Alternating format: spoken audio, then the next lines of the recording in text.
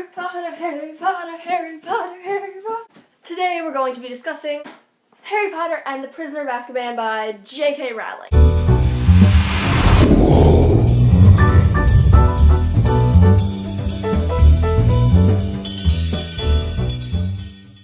This is the third book in J.K. Rowling's Harry Potter series. Basically, it is Harry's third year back at Hogwarts, but a prisoner who has just spent the last 12 years in the Azkaban prison has escaped, and he has been heard mumbling, "He's at Hogwarts." So everyone assumes he's after Harry because Sirius Black, the prisoner, was supposedly in league with Voldemort. This is so far my favorite book in the series. There was just a lot of awesomeness and plot development and character development. I've discovered I'm Hermione. In this book, she's pushing herself in school and biting off a lot more than she can chew, and up all night doing homework, and I'm her, minus being a witch, which would probably help do my homework, because then I'd be able to bewitch the quill, and it would just write everything for me, but that doesn't happen. I gave this 5 stars on Goodreads, just like I've given every single other book in this series,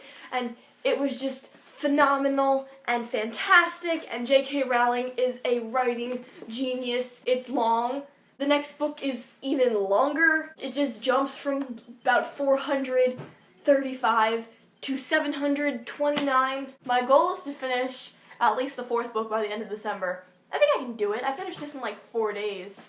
300 more pages. It'll probably take me a week and a half to read this. Wait to watch the movie version of this one, because I just recently saw the movie version of Chamber of Secrets, and I loved it, and then I kind of maybe watched the Goblet of Fire Harry Potter version, but I love Dumbledore in that one. He's so much better than the beginning Dumbledore because he's not monotone, he has expression, and you can tell that he truly has this great love for Harry. Why am I talking about the movies? This is a book discussion, people. That is the end of the non-spoilery section, so if you haven't read Harry Potter and the Prisoner of Azkaban, I would, because it was amazing, and then I would come back here and we can discuss it in all its glory. The first thing that happens in this book is we have Harry at his stupid aunt and uncle's house, the Dursleys, and their stupid Aunt Marge is there, and Harry isn't supposed to be using magic, but she just ticks him off and basically makes him grow her to the size of a large bear in those AMC commercials. In the movie theater, they've just added it in, and it's just that big round red bear in before the thing and the cell phone, and it's, "We're not responsible if your phone gets eaten by a giant bear. We're just not." She totally deserved to get blown up because she was awful and kept criticizing Harry's parents, and Harry's parents sacrificed themselves so he could live. So you don't criticize them, old woman who was clearly drunk. Besides Hermione in this series, Sirius Black is probably going to become one of my favorite characters. I loved his character so much. Once we finally got to meet him at the end and we found out he was innocent, I had an inkling he was innocent, but I had these theories throughout the whole book. I had this theory that he was actually Hermione's cat. He wasn't Hermione's cat. But I also had this theory that he was Professor Lupin, but he wasn't.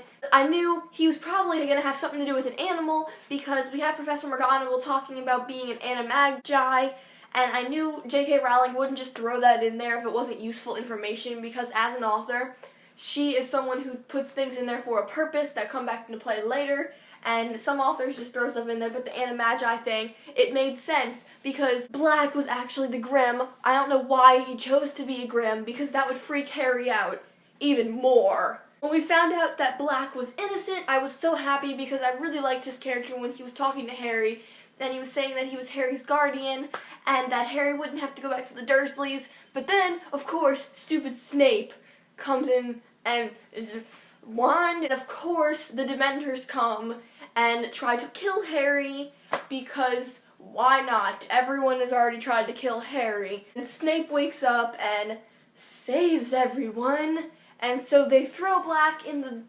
dungeon tower. A dungeon's below ground. Seriously, in these books, the ending is the best part. So far, in the first 2 books, we have a battle scene between Harry and Voldemort. And then in the 3rd book, we have Harry and Hermione going back in time using her time turner.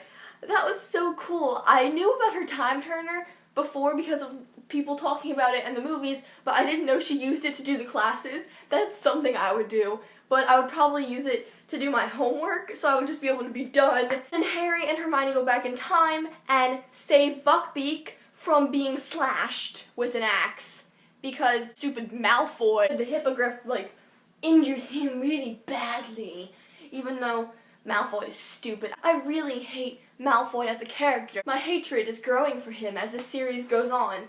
Him and the Dursleys have an equal hatred for both of them because, Dementors really freaked me out. I would not want to meet them in a dark alley, especially the stupid Dementors kiss, where they clamp their jaws around your face and steal your soul. And at the end, one of them tries to do that to Harry, and Harry is only a 13-year-old boy who has not done anything except for, break 100 school rules, but whatever. I wonder if the Dementors are working with Voldemort. I could see them working with Voldemort or something. I mean, why wouldn't Voldemort want someone who steals people's souls to work with him? I really enjoyed seeing Hogsmeade because it was an all-wizard town, and that was really cool, and I liked seeing the sweet shop.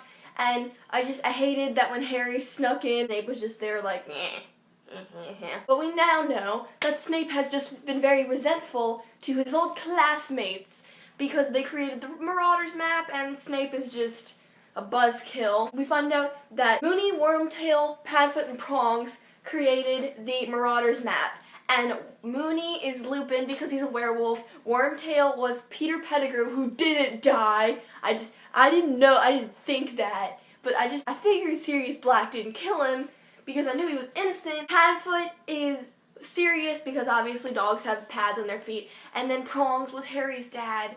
And it was so powerful to see Harry create the Patronus as Prongs. It was great because he saved himself, which was so cool, but then he also essentially saw his dad as an animagi, and it was just wonderful, and I felt so bad. I really hope Harry gets to meet his ghost parents, or gets to learn more about his parents as the series furthers, because he really deserves to know what happened. What did you think of this book? I loved it. This is my favorite in the series so far.